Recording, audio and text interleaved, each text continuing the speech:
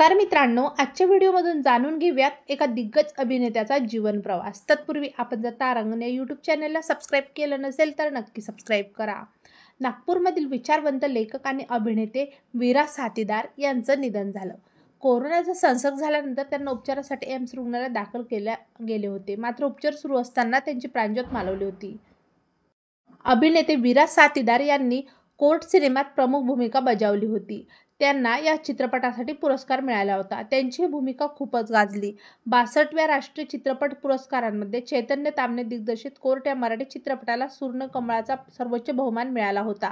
वीरा साथीदार हे मूळ वर्धा जिल्ह्यातील होते, मात्र नागपूरच्या जोगीनगर झोपडपट्टीमध्ये त्यांचं बालपण गेलं होतं।